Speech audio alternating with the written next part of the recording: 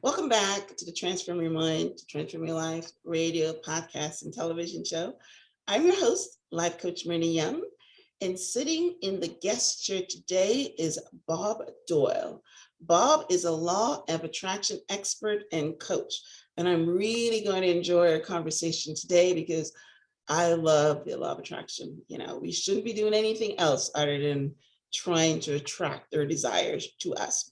So our conversation today is going to center around how does neuroplasticity and brain rewiring help us engage the law of attraction. Welcome, Bob. Thank you so much. It's great to be here. Yes, thank you so much for being on the show. All right, guys, so let me give you a brief bio and introduction to Bob. Bob Doyle is best known for his contribution to the film and book The Secret. As the law of attraction expert and coach, he has been teaching these principles through programs, live events, podcasts, live streams, coaching, writing, and even virtual reality since 1988. He is driven by his passion for creative self-expression, and his work is heavily focused on helping people decide whom they want to be and how they want to express themselves. Recently, Bob's attention has shifted from the metaphysical aspects of the law of attraction, the reality creation process, to a more grounded and biological look at what controls our experiences, our brain. So which is basically what we're going to be focusing on today. So Bob, like I mentioned earlier as I started, I love the law of attraction and I'm conscious of it every day. And right now I'm reading Sadhguru's book called Karma. And he talks about something called your Varma smell. And he's saying that it's similar to the law of attraction, is that this smell attracts things and people to you. So, you know, I'm definitely going to explore that along with what we're going to be talking about here, and that is rewiring of the brain. So my first question I have is, after over 20 years, why the shift away from the law of attraction to rewiring the brain? So after The Secret especially, a lot of people got in the game, the law of attraction field industry. They were putting out their programs and stuff. And a lot of them didn't really have the research or experience or whatever in it. They were sort of regurgitating what they got from The Secret or had heard. And what happened is that people got very, very confused about this law of attraction. Some of them who had not heard of it before The Secret, got understandably excited about it. It seems like this is how I'm going to get everything I want in my life. I want to learn more about it. So they go out in the world and they start learning about it. And they're learning all of these techniques, and they're learning about vibration and resistance and vibrational resonance and all this stuff. They're learning about vision boards and lists and visualization and the whole thing. It's a lot that they're trying to figure out, and they're trying all of these different techniques, and they're so focused on getting the law of attraction right that they're putting almost no focus on the most important thing, which is who do they need to be to attract those things. And so when it is through who we're being that things happen in the world, our action is expressed, the things we say, how we make meaning in the world is all a factor of our brain's wiring. So our experience of reality is all based on how our brain is processing this ocean of energy, right, called the universe. So if we're not getting the results that we want in our life, if we're not enjoying it, it's ultimately a factor of our brain's wiring. So the reason I'm shifting from law of attraction to changing your brain's wiring in terms of a focus for teaching and coaching and transformation is because there's nothing to get confused about. You don't have to worry about all the processes and the techniques and getting it wrong and self-doubt and all of that stuff. Even though, look, I spent 20 years, teaching it, but now I'm realizing that really what you need to know is that your brain can change. That's it. And that's proven science. That's non-debatable. So how do we change your brain so that you can become the person that you get the results or attract the results you want, if you will, in your life? That's what my work is about now. That's awesome. I do believe that. Again, your thoughts and how you're thinking and all that. But, I personally, I'm one of the ones that, went crazy after The Secret and understanding the law of attraction and the vision boarding and Abraham Hicks' work regarding vibration and all that. But so what you're saying is that if you keep your thoughts clean and your energy positive, then the law of attraction is not going to work for you unless you rewire the brain. And Well, expand on that a little bit more. Sure. No, it's not. So this is the problem. We're getting into this law of attraction works. It's always working. It's always working. And the focus that we're putting on it is confusing the issue. Like, we don't need to understand how gravity works for the glass to fall when we let go of it. We also don't need to understand how the law of attraction works. What we need to do is what action do we need to take every day so that the law of attraction works automatically the way we want it to. Right now, everything in your life, if you want to talk on the level of the law of attraction, you're attracting it. Because you're on this sort of default way of being. It's an autopilot. You may not think of it that way, but because of your brain's wiring, if you're not consciously looking at how can you improve your wiring, you're probably going on autopilot. And all of those autopilot behaviors are getting results in the world that result in your reality and what you think of it. So different results come from different action, different ways of being. Okay. All right. So does our vibration, is your work working with, so we're talking about rewiring the brain, right? Yes. But we're talking also about energy and vibration. I'm trying to understand it for the people that are believed that their energy and vibration is responsible for attracting things to them before we get on to the rewiring the brain. Okay. Let me make clear that I am not against any of that. I stood for these principles for 20 years and I still believe them. The vibration, the energy, the resonance, it's all there. The problem is, and it is it's the magic, if you will, the invisible stuff, but all of that results in the universe presenting you with something.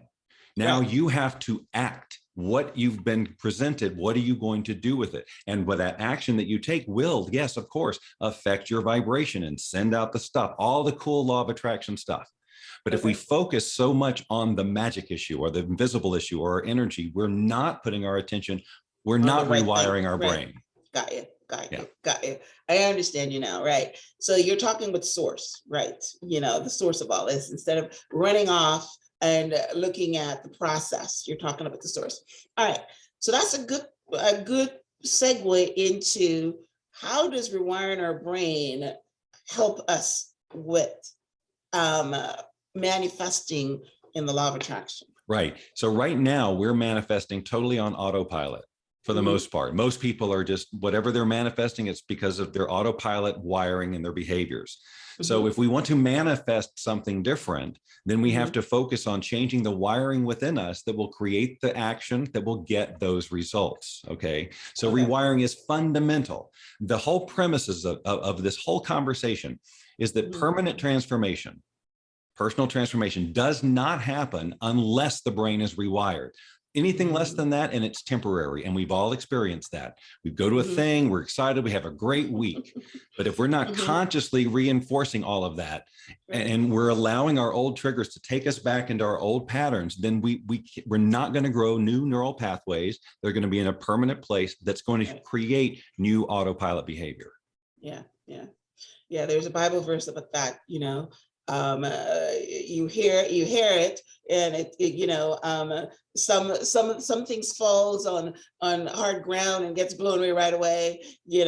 Some things fall into the soil and grows, and some other things it stays for a little bit, and as soon as life happens, then it goes away. So I know what you're saying. That's why they're saying that motivation is no good, because you're excited for a second and there's no deep transformation. All right. Yeah. Right. Exactly. All right. So I know that, in our conversation, that you have a quiz that people can do to get this process started of rewiring the brain. So you want to talk about it now? Yeah. So the very first question, when they get this aha around, yes, my behavior is dictated by my wiring. I want to rewire. How do I begin? Right? Like, that makes sense. So to really effectively rewire, you need to know where your current wiring is so that you can recognize it when it's at play, and then you can consciously override it. That is the process that's required here. We're going to need to consistently override the old wiring, the old thought process. We're going to need to physically take different action. We're going to have to consciously make new meaning. But for us to be able to do that, we have to be able to see that we're on autopilot in the first place. So that's why I created this quiz. And it's called the Transformation Personality Type Quiz. So it's not your typical personality type that's out there in the corporate world. This is something I totally created just for myself based on my own experience of 20 years of dealing with people who are trying to transform, that they fall into one or more of these 4 types, personality types, when it comes to personal transformation. So there's nothing wrong with any of these types. And just because you are one of these types, it doesn't mean that you're going to sabotage or slow your efforts. However, if you are a person who has been working on this for a while, and it seems like it should be here by now, then this is something you can do to try to figure out what behaviors might I have going that are stopping me.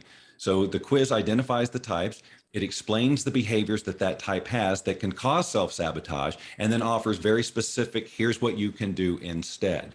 So I invite anybody listening to this, it only takes 60 seconds to take the quiz, and it's free. They can go to tptquiz.com. Just it's multiple choice, click, click, click, click, click. At the end, they'll know their type. They'll have a video they can watch. There's a PDF they'll get that explains more about their type and then what they can do about it. But we can also talk about briefly, the 4 types here, so that if they do take the quiz, then they can understand that we're talking about them. Okay, go ahead. Okay. So what are the 4 types? So let's assume that they went and took the quiz and now they're back. Now, the number 1 type, most popular, is the seeker type. The seeker is a person, it's just like it sounds. They're a person who is very committed to their personal transformation. They really want the best in their life. And so to do that, they try every freaking thing that comes along. They look down that philosophy, that program, that speaker, that. Which there's nothing wrong with having that kind of wild enthusiasm and curiosity. However, if you're trying to implement something, a process, a new way of thinking, a structured way of thinking that is going to create wiring in your brain, you got to stay consistent. You can't just keep flip-flopping from approach to approach. You're giving your brain no time to grow anything. Remember, it is a biological process that starts with thought and intention and continues with consistency. All right. So number 2.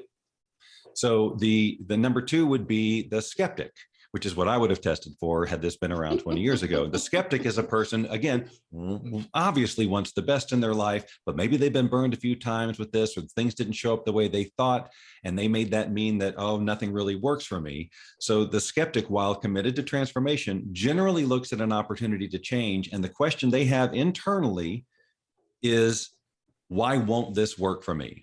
And when you ask yourself, or the universe, if you will, a question like that, you're going to get those answers. If you ask a different questions, you'll get different answers. So the same skeptical person who is a skeptic because they don't want to be duped, they want to be intellectual and logical about this, can ask a different question, get different results, and then actually allow themselves to take action. And it's just the opposite of the question they automatically ask. So instead of saying, why won't this work for me? They ask, how could this work for me? Okay. And use all their intellect and logic to see how it could work. Because if they keep asking themselves the no question, they'll never take action. They'll get to be right about how it won't work because they'll never get a result. And the skeptical brain likes that. They like to be right. They don't want to look stupid, all of that, right? Okay. So that's skeptic. That's pretty good. Reframe it. I know a lot of skeptic myself, they don't necessarily say, why don't this work for me? But they question the source. Why does that's true? That is indicative of the question, why won't it work for me? They may not say it out loud. They're asking internally, this won't work for me because that person. Right. Yes. So it's all driven by why it won't work for them. Okay, perfect. Okay, so the next would be the next one would be the wizard. And the wizard, the law of attraction community. And if there's a split type, I would have been that, which is, they're ironic because the skeptic is all logic and the wizard is all invisible trust and magic, right? Rituals, the vision boards, the lists, the visualization, it's like they kind of have this conjuring mentality, like I'm using the law of attraction to change the energy of the universe so that it will do my bidding, rather than changing themselves. This is where the alchemy needs to begin. And then the universe will respond to you. You have to be at cause. So the wizard and all of their rituals helps. That's what we were talking about. There is the energy, there is the vibration, all this stuff is happening. It's sending stuff out there, if you will, but it also needs to be affecting who you are being in the world. You cannot just sit cross-legged and be your wizard in your cave and not show the world how you are now this new person. So the wizardry needs to be around visioning yourself as this ultimate you. That's what you're conjuring, not the stuff, not the money. You're conjuring the best version of you possible. Yes. I like that. Who will then take the action to get those things. Okay. All right. And the last one? The last one's a heartbreaker. It's the people pleaser. And the people pleaser, again, is someone who really, really wants to transform. And I know that this happens for a lot of people. They stop their progress when the people around them start to get uncomfortable, start to comment, what are you doing? Who do you think you are? Or in some other way, add a negative layer of emotion to your journey. And so for whatever your reasons, you stop, whether it's to make them comfortable or yourself comfortable or whatever, you stop your journey. Now, a lot of times it is so that mom won't be uncomfortable or you won't make that person mad. You're trying to keep everybody comfortable, but they're not comfortable. Probably the spouse is the closest one, right? Because spouses a lot of times don't agree with your journey, right? It's very important, though, to know that you're not helping them by compromising your dream. Right. You're just going to keep them where they are. The best chance you have to inspire those people is to go for it and do it. And there's still no guarantee that they're going to follow because they're on their own journey. They got their own wiring to go through, and you can't want it for other people. You can, but it's going to be a frustrating journey. So you inspire them and do that, but you have to be true to yourself because you're here to live this life. You have these passions that you have, and they're either going to stay inside you as a dream, or you're going to start to become the person who is meant, who is going to be them, and then the world can respond. Right. Well, I'm going to go take the quiz because I'm listening to them and I'm either the seeker or the wizard. So that's a very common combo. I'm definitely going to go and no, I didn't say I'm together. I'm either one of those two. So I'll definitely go and take your quiz. And you said it's at tptquiz.com. Right. Yes. Okay. So that's awesome. All right. So how does neuroplasticity fit into rewiring the brain? Can you make the connection for us? Well, neuroplasticity is the brain's ability to rewire. So in essence, it's the same thing. So neuroplasticity, there's neurogenesis for the ability to grow new brain cells and all those other things. And then neuroplasticity, which is the ability for it to change. And that's really all we're focused on. There's a lot of people out there in the community, the personal development community, who are talking about the brain now, who might have been talking law of attraction before. I'm not the only one. And a lot of these people will go very deep into the parts of the brain and how this is all happening. Personally, I'm intentionally not doing that because I'm afraid that what's going to happen is people are going to get focused on that again, just like they were all the law of attraction stuff. We weren't meant to have to understand all this. We were not born into this human experience with all this amazing creative potential that we have, needing to know all the ins and outs of the biology and how it works. We don't need to know that. All we need to know is that this right here is a reality creation machine. And all we need to do is feed it the vision that we want for ourselves, and then move and act and be in alignment with the person who would have that vision. And it will all just take care of itself. But as we are adults and just waking up to this, we have to understand we have a lifetime of wiring. A lifetime. And it doesn't seem like wiring, it just seems like our truth.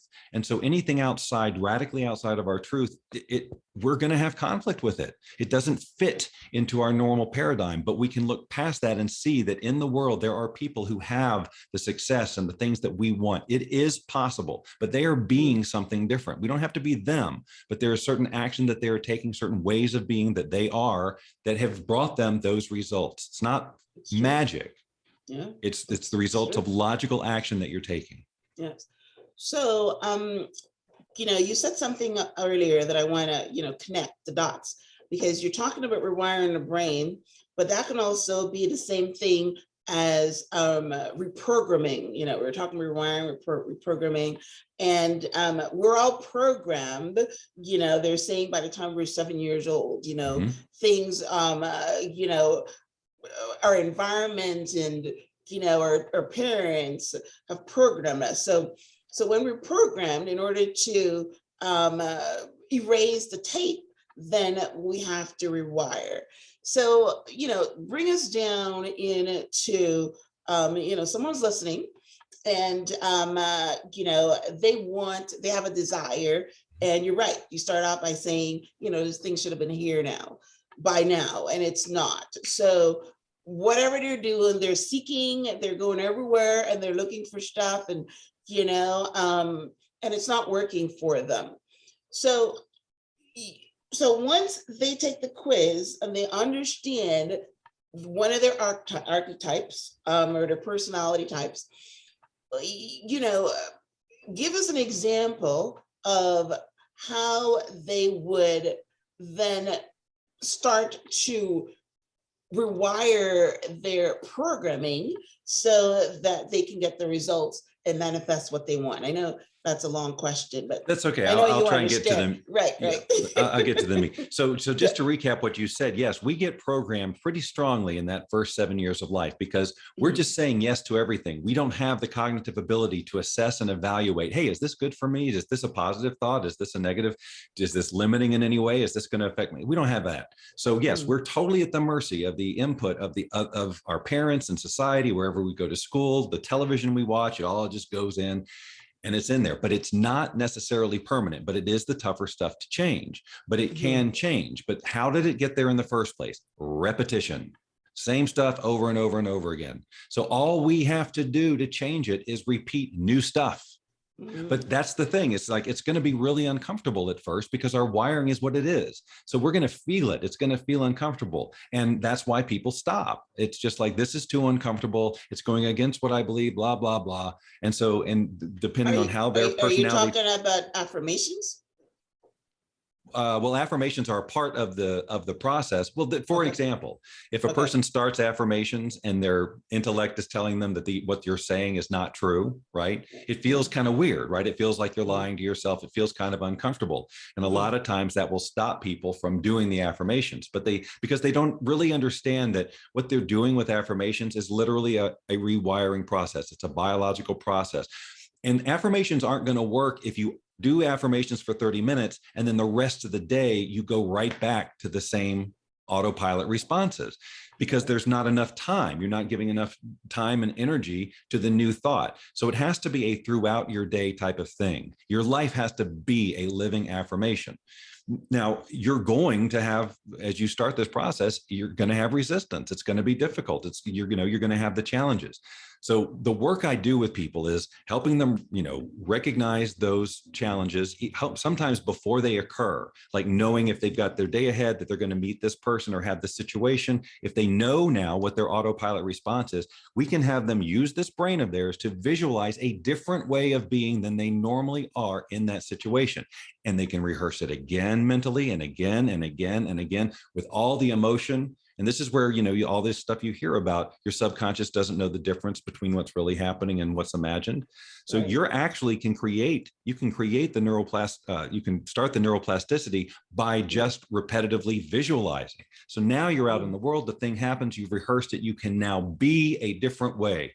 You're not caught with the deer, like the deer in the headlights. You go, I've rehearsed this, I know exactly what to do. And the moment you do something different, the world has to respond differently and you start the process. Yeah, awareness, huh? Okay. All right. Yes, so you're creating awareness. So that's basically the work you do. So you start off with a quiz, and then you help people to work with their personality types to create a different end result. Is that what you're saying? Correct. Well, the first thing we do, once we know their type, we get really clear on They're going to come in necessarily perhaps with things they want, things, the house and the career, all the things. Right. And so what we're going to do is first reframe, who would you need to be to have those things? As you look and imagine yourself in that day, who do you need to be that is different than who you're being now? Because I promise you, there are differences. There's different meaning you're going to make. There's different action you're going to take to be in this environment. So that's what we need to focus on, because you absolutely have control over all of that. You don't have control over how this thing is going to come to you except by who you're being. So this is where it starts. So we get people a firm idea of who they want to be in mind. We identify those traits that they know that they need, that they probably aren't as strong on.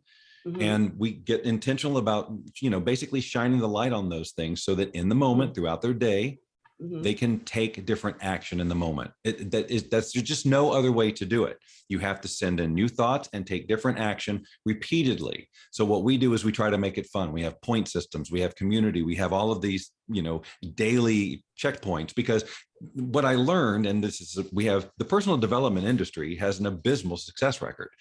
Because when people are on their own, they are all up against their wiring. So they're going to get to their point of where they are. And then it's going to be grow time. No matter how good the program is, whether you're taking the law of attraction approach or you go to Tony Robbins or whatever, when you get to that discomfort, if you don't continue through it, you're not going to transform. Yeah.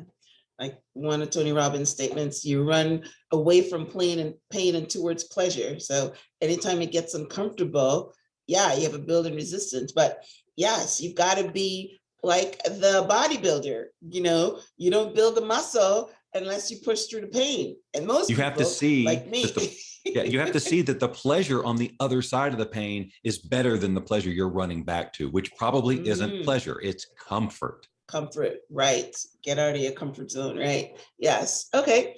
So let's talk a little bit about autopilot. I know as a coach that 95% of people are not conscious. They, if we're gonna, push back to the law of attraction for a second, people, like you said, the law of attraction is working. It's working all the time. Consciously, what are you thinking? What are you saying? I don't want this. That's what's going to show up. Whether you say, I want this, maybe sometimes it shows up. So they're not conscious. Things are just happening through them, and I know, because I'm in this space, that whatever is happening to us is that we're creating it, right? So talk a little bit about autopilot, because we've got, some time. Well, autopilot. So again, if we do not wake up to our wiring to see that we are in fact programmed, we get into, we can probably see some programmed behavior. We do rituals every day and so on, but how we make meaning out of our lives and how that causes us to take action or not take action. If we don't wake up to that, then we are by default on autopilot, which means we're literally robots, just reacting to stimuli based on the wiring the programming that we've been given, that we have mostly subconsciously just let in without too much critical thinking or evaluating.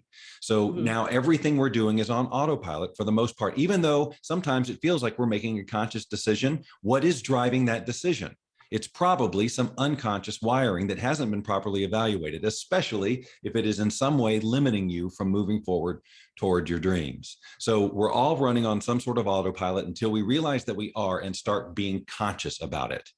And so then we get conscious about it for a while, long enough for new neural pathways to form, and now we have a new autopilot. And that autopilot is manifesting on a different level. It's creating different results because it's, we've visualized what we would need to do. We take that action, we make different meaning. We don't buy into old limiting stories. So much of a part of this is giving up all of our old stories. Okay. The old stories, you're talking about beliefs or beliefs. Things that happen Here's to why us. I can't do it. Here's why. Well, my dad did this, or I've lived here and I didn't have this, and blah, blah, blah, blah, blah. All the reasons, all the sad stories. And the thing is that, stories, right? and it just, if you keep hanging on to those stories, you will always be a prisoner of them. Yeah. You have to let them go and tell yourself a new story, because most of what you're telling yourself in that story that is affecting you and causing you to not take action is a lie anyway. It's interpretation. It's something you made up based on some action that did occur, but what it made it mean for how you can move forward in your life is something that you made up based on your wiring. So we want to create wiring that moves you in the action that you need to take to get what you want. Yeah. I'm thinking of something that you just said that, again, like I said, I'm either one of those seekers or the wizard, because I am definitely in the self-improvement space. I read books all the time. I listen to podcasts. I'm always trying to improve myself. So, so I'm reading Sadhguru's book right now called Karma, and he said something that's very interesting, and you just kind of said the same thing.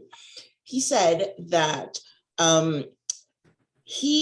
when he's doing his classes, he would tell the people that work for him that there's going to be a certain set of people that are going to ask certain questions. And he says that he can tell by where they sit. That's the seat that they choose when they walk into the conference, of the question that they're going to ask, because you just said the same thing. And I thought of myself that when I go to church, I normally sit in the same place. I'm wondering what that means. Like, I'm in the very beginning of the book, so I'm not sure what that means, but comment on that. You're talking about wiring. Yes, that's fascinating.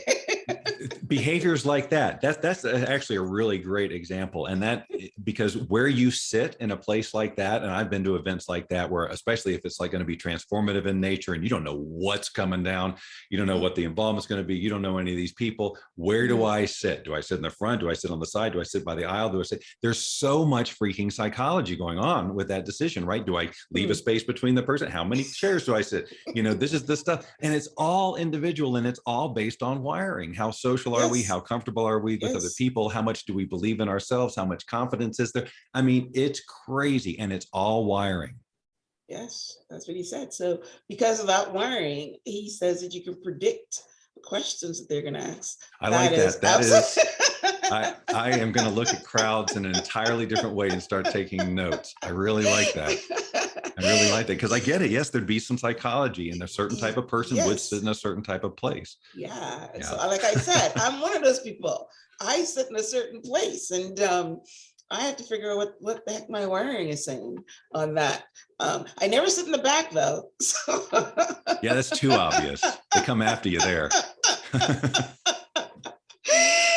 So that's awesome. All right. So, we've had a great conversation.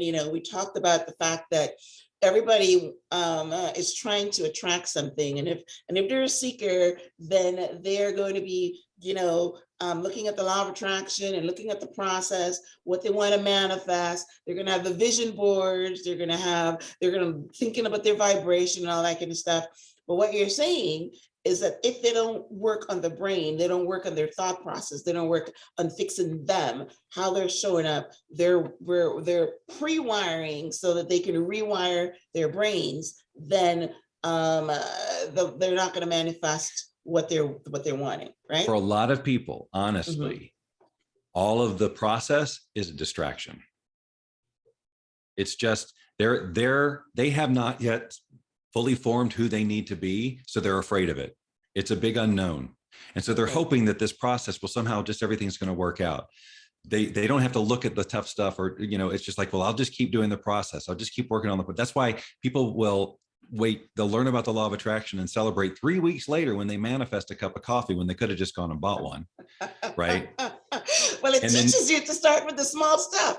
It does. I said it too. I believe me, I know.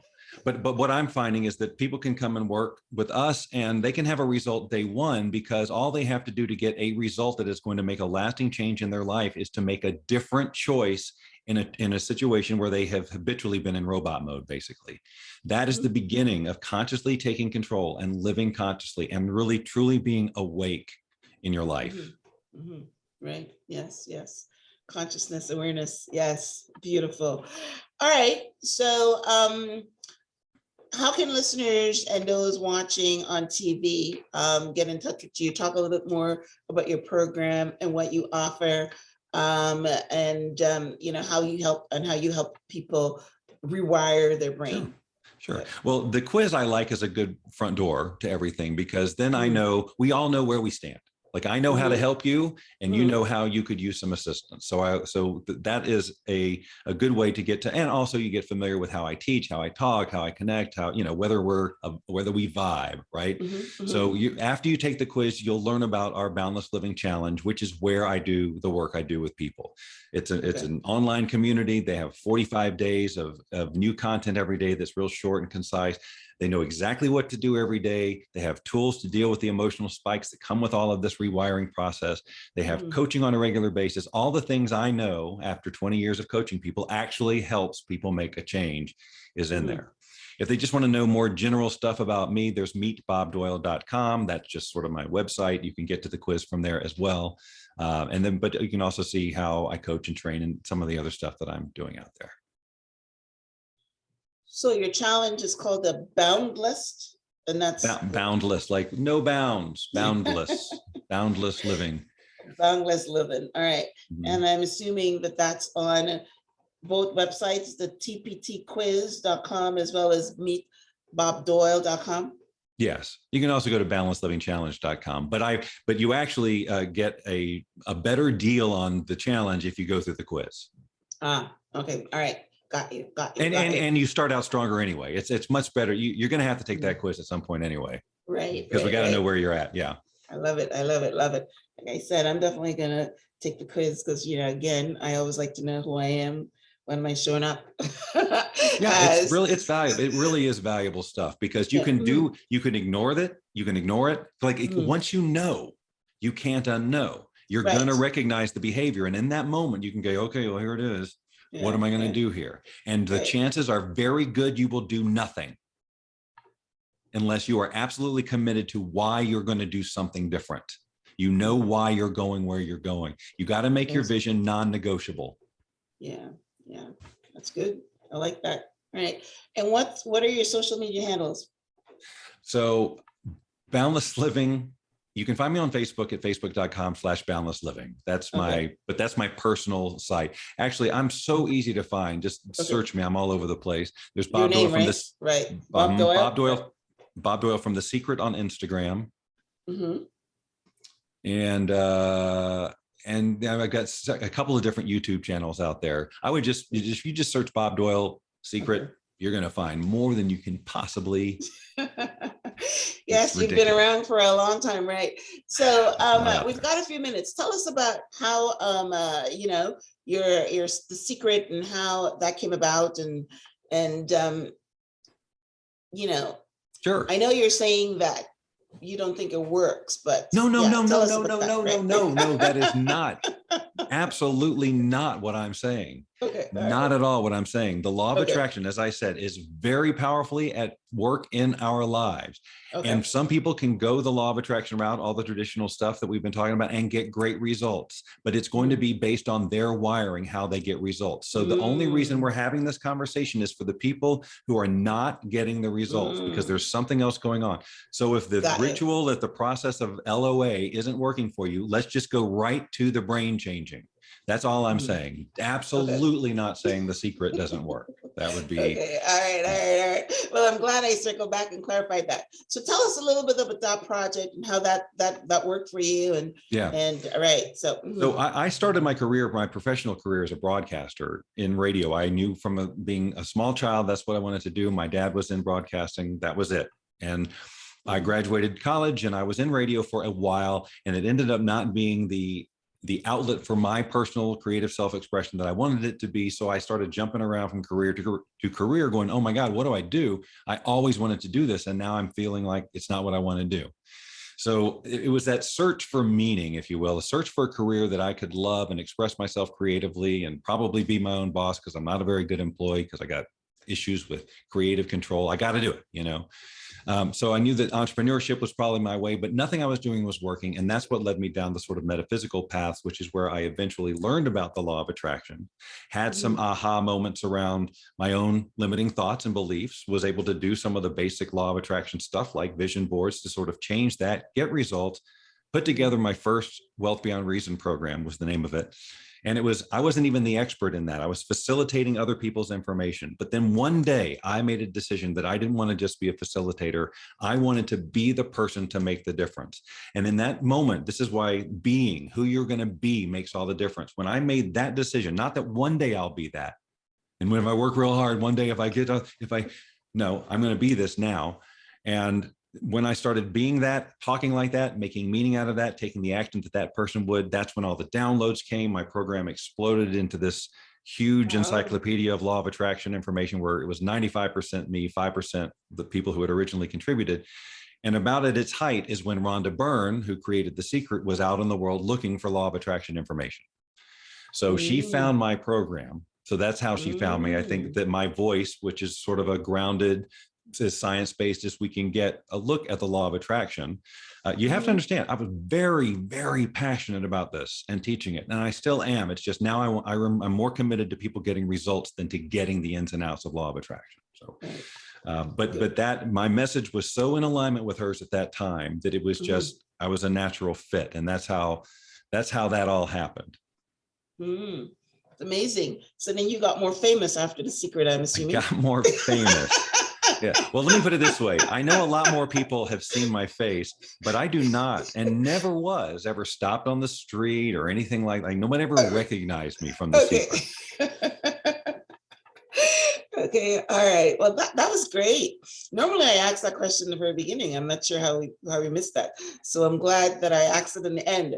Yeah. Just understanding your path and how you got to where you are right now.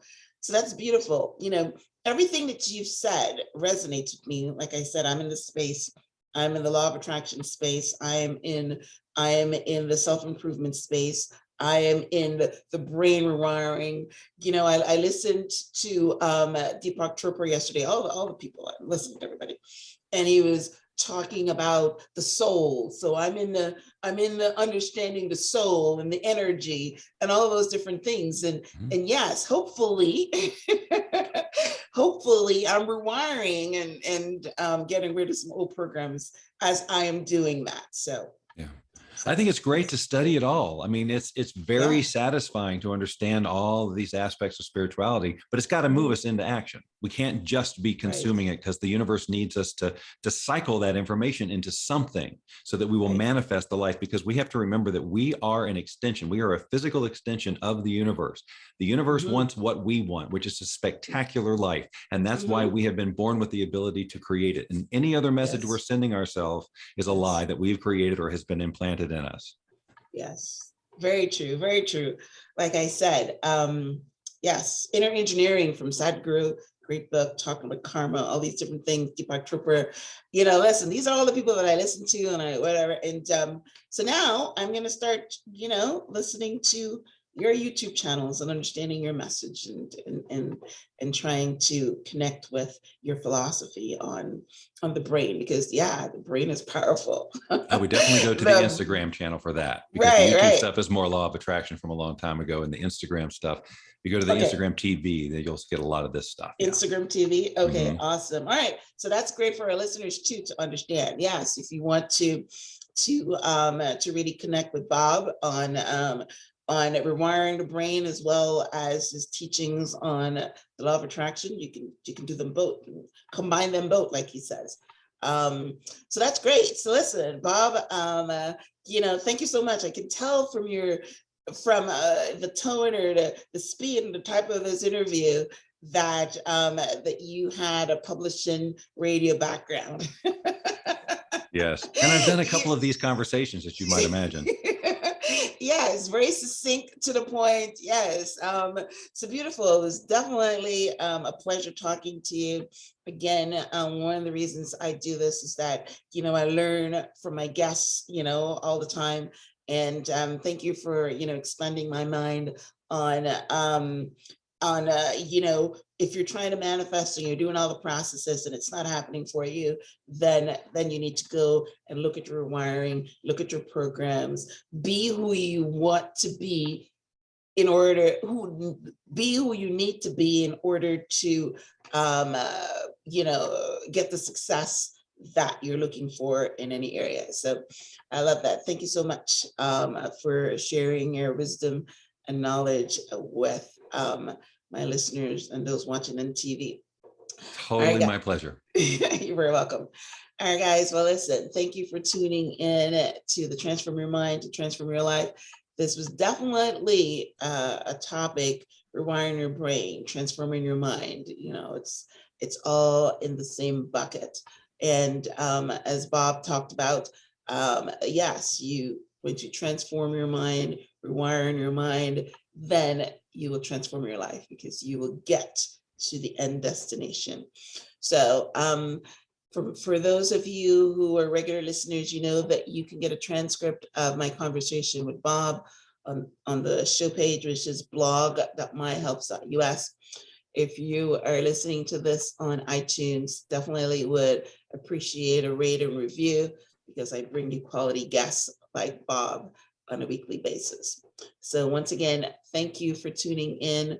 Bob, thank you again for being on the show. Before we wrap up, any last words? If you're a human with a brain, you can do this. As simple as that. I liked it. Succinct. Yes. If you're a human with a brain, and we all have that, then you can do that because, you know, we can use our imagination. We can visualize. You know, a lot of other creatures can't do that. That was what makes us special. So thanks again. And until next time, blessings.